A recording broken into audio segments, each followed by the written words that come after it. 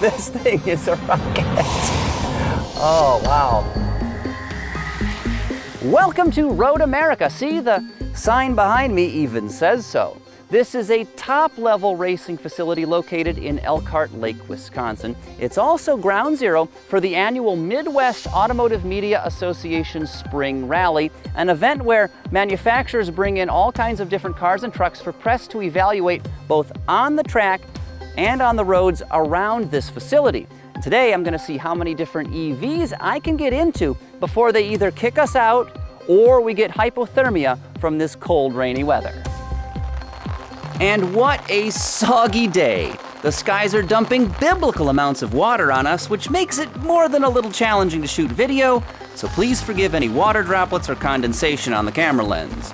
Still, we won't let the weather dampen our spirits. Our shoes, on the other hand, yeah, they're already soaked. I'm aiming to get a little seat time in some of the latest and greatest electric vehicles to hit the market, including the speedy BMW i4 M50 Gran Coupe, swanky Genesis GV60, and spectacular Kia EV6. But kicking things off, I figured we'd go big or go home. All right, this is one of the vehicles I am most excited to drive here at the Mama Spring Rally. This, of course, is the 2022 Ford F-150 Lightning all-electric pickup truck. And here it is in all of its glory. Ford brought two of these trucks here to the rally. We've got a Lariat model, which is sort of the mid-range trim. They also brought a Platinum, which is the fanciest version of the Lightning on offer. So this vehicle is available with two different battery pack configurations, about 98 kilowatt hours for the smaller pack and 131 for the larger pack. This happens to have the big battery, which, depending on configuration, this truck should have about 320 miles of EPA estimated range, though the Platinum model is a little bit less at about 300 miles. Now, if you get the smaller battery pack, that only gets you 230 miles of range. Now, the appealing thing about the Lightning here is that it is basically an F-150. This is the truck that everybody knows and loves, though it is all electric. Big battery pack, tons of power and torque, 775 pound-feet of twist in this vehicle that comes with standard all-wheel drive. Since we are up front here, one of the coolest features of the Lightning, under the hood, obviously no internal combustion engine. What we have here is something Ford calls the Mega Power Frunk. It is a huge, weather-tight, lockable storage space, about 14 cubic feet, maybe 400 liters worth of room. You've got power outlets, 410 volt plugs, plus a couple USB ports. Super handy right there. And as you can see, we've got some GoPros and other camera stuff stashed in here because it is weather-tight. It's raining, it is cold. Let's hop behind the wheel and take this truck for a spin. I'm dying to do that. Come on, let's go.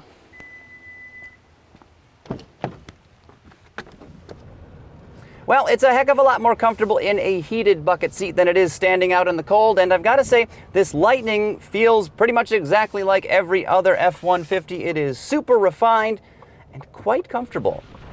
Lightnings with the smaller battery pack have 452 horsepower, though versions equipped with the long-range battery, 580 horses. No matter which way you go, you've got 775 pound-feet of torque to play with, and when you punch the accelerator, even in the wet here, this truck just surges ahead.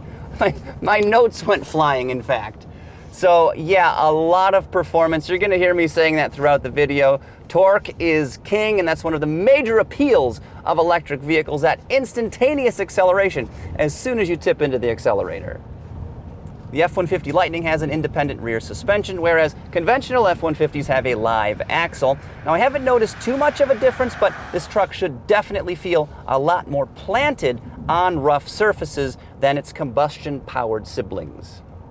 Now, just because the Lightning is an electric vehicle, don't think that it is not capable. This truck can tow up to 10,000 pounds, and when properly equipped, it's rated to haul more than 2,000 pounds, which are some pretty impressive numbers. Of course, it also hauls ass too, but I already told you that. Let's talk pricing for a moment. The long-range Lariat model starts at about $80,000. The Platinum kicks off roughly 93 grand. Both of those prices do include $17.95 in delivery fees. So no, the Lightning is not cheap, unfortunately. though some elements of its interior are. This cabin is not flagrantly low rent, but some of the materials, particularly this sort of denim-like stuff, and then they've got a relatively untextured section here on the dashboard, it doesn't look all that great, especially when you factor in the price. Gotta say, the lighting here is damn impressive, but it's not the only game in town. If you want an electric pickup truck, you can also get that new Rivian, although it's more of a mid-sizer than a traditional full-size half-ton like the F-150. Of course, Ram is working on an electric truck as well, and an EV Silverado is scheduled to come out in a year or so, so this segment's going to be heating up. Ford is hitting hard, and it is hitting early, though, so we'll have to see if that gives it a long-term advantage over rivals. It's not flashy and it's not built by a prestigious brand, but this right here is one of the best electric vehicles you can buy today. It's a 2022 Kia EV6 in GT-Line all-wheel drive trim. It's got a 77.4 kilowatt-hour battery pack that in this configuration gives you 274 miles of range. If you get it with the large battery pack and rear-wheel drive, it has more than 300 miles of range, which is pretty damn impressive. Now, this vehicle is very closely related to the Hyundai Ioniq 5. Both are built on the Hyundai Motor Group's eGMP platform, though you would never know that. Aside from perhaps the door handles, which are very similar, these vehicles look completely different. The Hyundai, of course, wears very 1980s style, sort of synthwave styling, and it looks like nothing else on the road today. This Kia, however, is much more conventional, very smooth, very cleanly styled. I happen to prefer the Hyundai's looks, but I know a lot of you are really going to like what Kia has done here with the EV6. Kia is absolutely killing it with its interiors these days, and they've done a phenomenal job in this vehicle here. Lots of interesting and high quality materials on the dashboard. We've got a pair of beautiful 12.3-inch screens and of course a very highly responsive infotainment system. What they've done here with the center console is nice. It's sort of a floating bridge-like design. Unlike the Ioniq 5 though, it does not slide. This is locked in position. You've also got a rotary shifter. A little bit unintuitive is the on and off button, which is down here on the console, though I'm always looking and trying to poke at the dashboard because of muscle memory. That's where most manufacturers put it.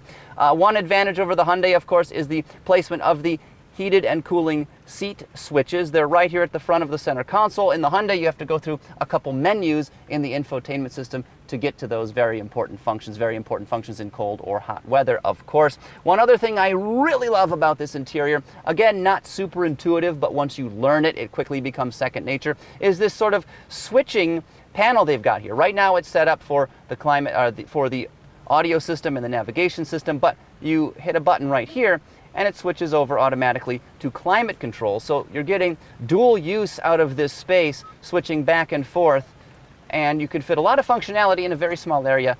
Very slick design. So this Kia has 320 horsepower and 446 pound-feet of torque. I'm going to estimate this thing can hit 60 miles per hour, probably in about 5 seconds, though I wouldn't be surprised if it did the deed in less than that. No shortage of performance in this Kia. Even when you just roll on the throttle slightly, it jumps. Not Tesla Model S Plaid levels of acceleration, of course, but more than you could ever need. One feature I really like about this Kia is how you can adjust the regenerative braking. There are a couple paddles right here on the steering wheel, and you click the right one to reduce the amount of regenerative braking. I've put it on its weakest setting right now, and we are just sailing right along. The left pedal, of course, increases the amount of regenerative braking that you have, so that when you lift off the accelerator pedal, the vehicle will slow down on its own.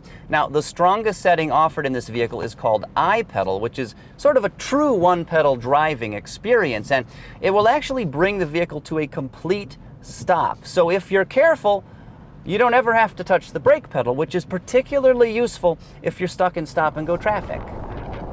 This Kia EV6 GT-Line all-wheel drive is fitted with a 77.4 kilowatt-hour battery pack that is the larger of the two batteries that Kia offers in this vehicle, and it gives us 274 miles of range, a very competitive figure in 2022, though it does fall a little bit short of the 300-mile threshold I like to see. But a major advantage of this vehicle is its DC fast charging capability, because that battery pack features an 800-volt architecture, so it can absorb energy at up to 235 kilowatts. So when you're out on a long road trip, you pull up to the DC fast charger, you can juice this vehicle up in just a few minutes, get back out on the road, and arrive at your destination. As I mentioned earlier, this Kia EV6 is one of the nicest electric vehicles available today, and the good news is it's not going to break the bank either. As it sits, this example checks out for $57,410, including $1,215 in destination charges. And of course, that is not bargain basement pricing, but 57 grand and change for what is a super nice EV with a very well done interior, an EV that drives well and offers competitive range and charges very quickly. How do you argue with any of that? Alrighty, the next vehicle on our rapid fire EV roundup is this, the BMW i4 M50 Gran Coupe with 20-inch wheels, which is an important distinction. I will get to that in just a minute. As you can see, this is a very fashionable vehicle, sloping roofline, though it still is pretty practical because we do have 4 doors and some interesting, almost like retro-style door handles. Typically these days we have pulls. These are flat on the body, as you can see, and they lift up like a flipper, kind of like we used to have back in the 90s, if you remember. Now, this vehicle has all-wheel drive. It is the first performance electric vehicle from BMW's M division, which is pretty exciting. Again, it is all electric, though it delivers some pretty strong performance. Let's hop inside right quick and check it out. Okay. So my first impressions about this BMW i4 M50 Gran Coupe's interior is that it's very nice. We have a pair of beautiful screens here on the dashboard. The one on the right is for your infotainment system. It's touch enabled and it looks just super responsive. Of course, traditionally in BMWs, you have an iDrive control knob. They've got that right here on the center console, along with its constellation of hardware buttons. This is where your electronic shifter and push button start also live. Now, beyond that, in materials-wise, I would say BMW generally doesn't do as well in cabin quality as like Audi and Mercedes-Benz. That's not to say this BMW is cheap. It's still very well done, but not quite as opulent as you get in some rival German luxury models. The i4 here also has a lift-back design, so very easy to load cargo in the spacious trunk. As for the back seat, I have no trouble fitting there when I have the driver's chair adjusted where I want it.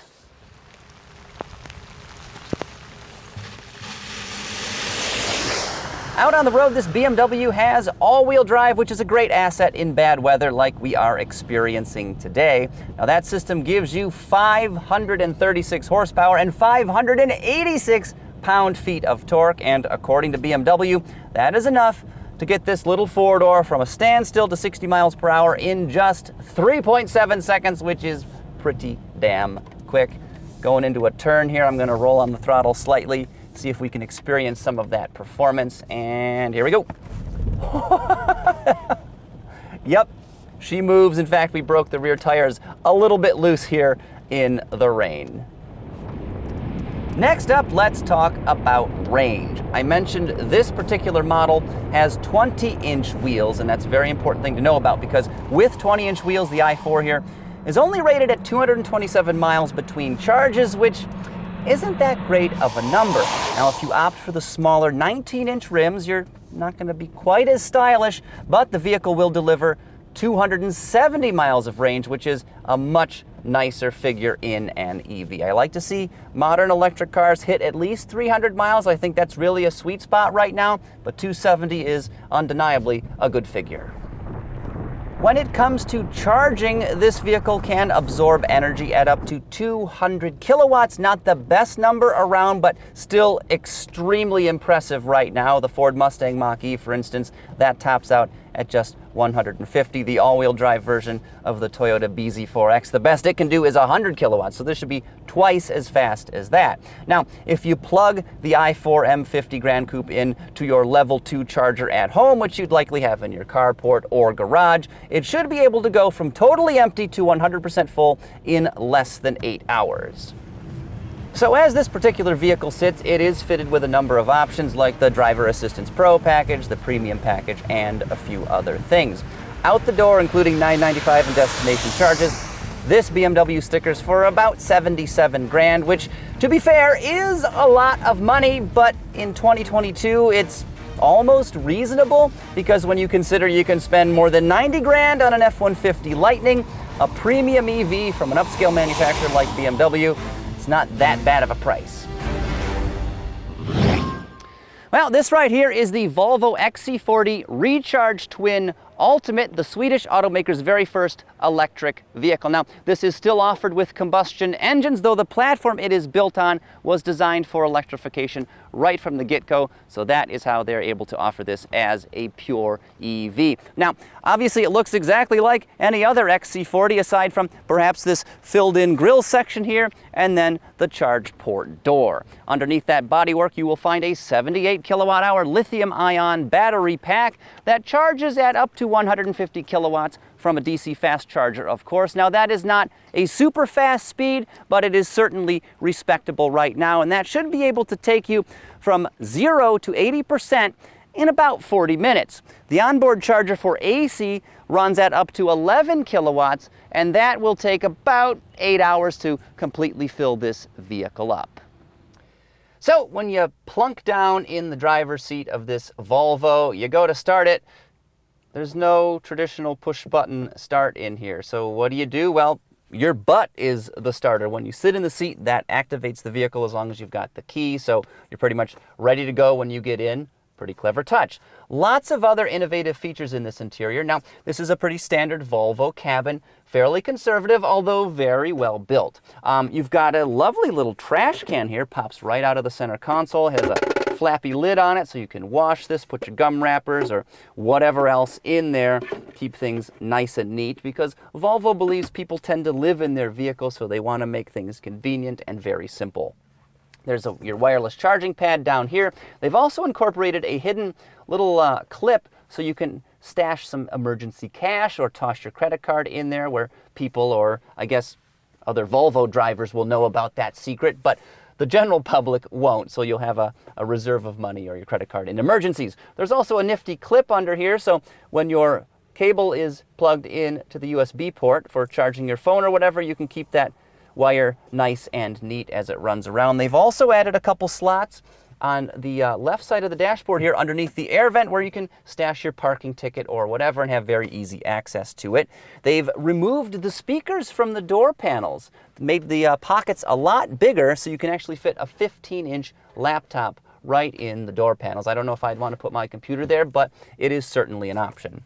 So beyond all of those physical features, this vehicle also features a host of Google services. It has the Google Play Store, a Google Assistant, and of course Google Maps. And the maps are probably the biggest one of them all because they're always up to date, and the system is intuitive and extremely responsive as you pinch to zoom on the display screen right there. Now, of course, you can use the Google Assistant to increase the temperature, turn the seat heater on, do a bunch of other features, which is pretty neat. You just say, "Hey, Google," and there she is. I don't actually need this, so I'm doing it on camera stand-up, so we're going to cancel that out just like that. Now, a couple downsides to this system, though.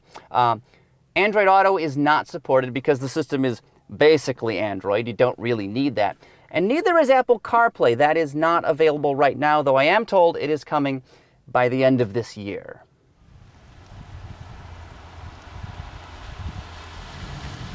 This Volvo has 402 horsepower and 486 pound-feet of torque. Now, at the risk of sounding like a broken record, it is super quick when you stand on the accelerator pedal, and it's also quiet and incredibly smooth. Basically, it's a modern EV. What more can I say? This Volvo's 78 kilowatt-hour lithium-ion battery pack gives you a range of, drumroll please, just 223 miles, which is not particularly competitive these days, but what are you going to do? I mean, at least it charges reasonably quickly. I know not everyone likes one-pedal driving, but I happen to love it, and this Volvo's is quite aggressive. When you lift off the accelerator pedal, it slows down quite noticeably, and of course it will roll itself to a stop just like that. Now, unlike other EVs, you access the one-pedal driving mode through the infotainment system. It's basically an on or off switch. There are no settings you adjust in the instrument cluster and no paddles here on the steering wheel. And that's in keeping with Volvo's philosophy of keeping things relatively simple and sort of setting it and forgetting it. So why should you consider the Volvo XC40 Recharge? Well, it's from a respected manufacturer that is world-renowned for its safety. Volvo really can't be beat when it comes to crashworthiness. Also, this vehicle is very refined and comfortable and sophisticated, even if it doesn't offer the most range or have all of the latest whiz-bang features you might get in, say, a Tesla.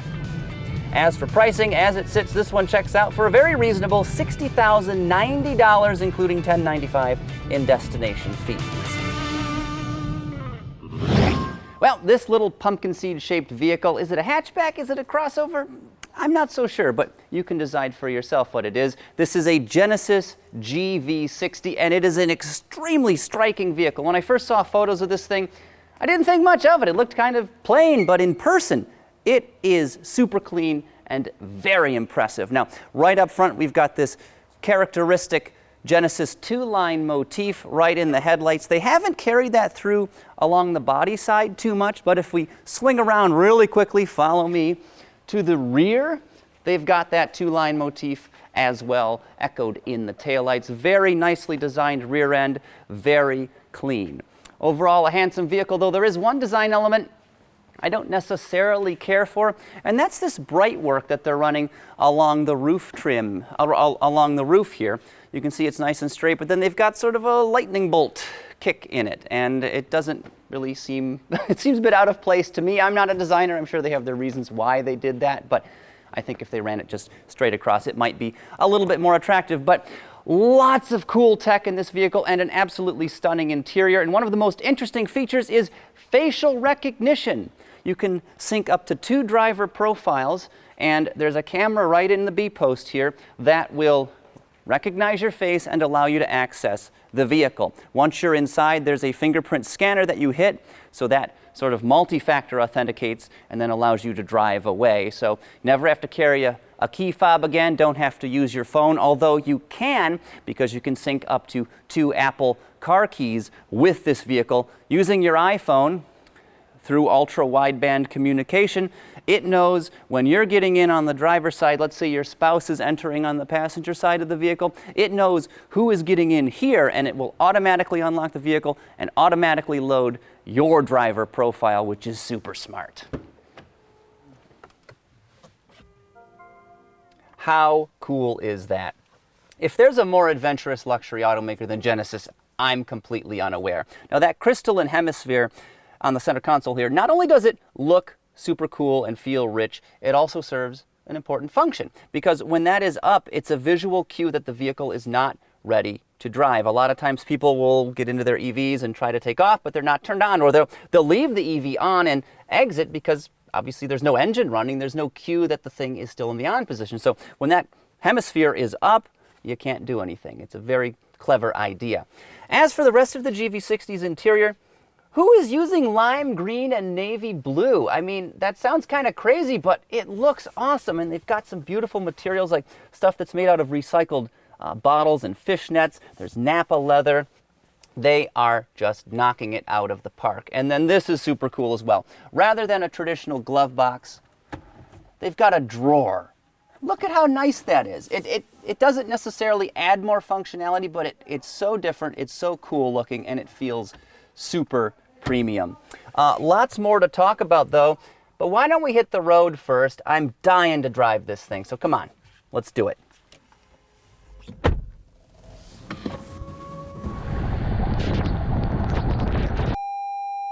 Whoops, had to go back and pick up my cameraman Ben. I kind of forgot him back there, but y'all buckled in, bud? No, let me get it. All right, great. Let's hit the road here.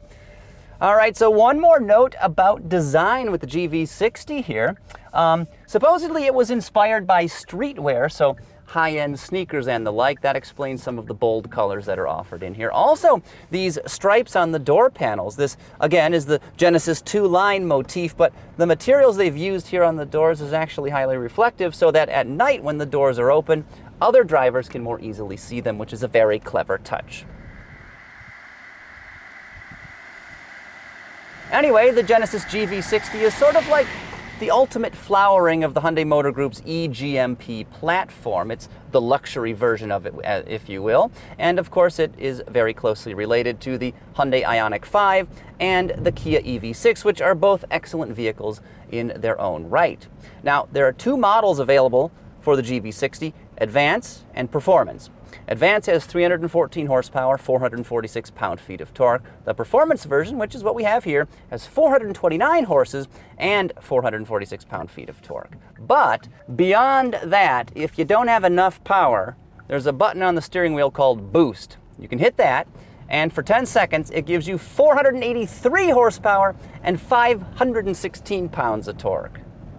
And pretty quick acceleration. But, I mean, you've heard me say that this entire video. That's a huge advantage of EVs. Instant torque, silent driving, very responsive. Next up, let's talk about range, which is arguably the weakest part of this Genesis SUV. The Advanced model only offers 248 miles between charges. The Performance version only has a range of 235 miles. So obviously not all that impressive, though there's still plenty to love about this vehicle, as I've already explained. Also, if you are taking a long drive, thanks to this vehicle's advanced DC fast charging capability from the 77.4 kilowatt hour battery pack, which again is shared with the Hyundai and Kia models I mentioned earlier, you can take this from about a 10% state of charge to 80% in just about 18 minutes, which is super fast. The Genesis GV60 starts at around $60,000, though the Performance model is naturally a bit more expensive than that, going for roughly $69,000 as the starting point. Both of those prices do include destination charges, which should be $1,090. But now for a little bit of bad news. Availability is going to be extremely limited, and Genesis is only offering these things in 4 states. Count them up, 4 states. We've got California, Connecticut, New Jersey, and New York. So if you're not in one of those markets, I guess for the time being, you're out of luck, which is a real shame, because this is super nice. And I kind of want one. Not gonna lie. I wouldn't do that to you.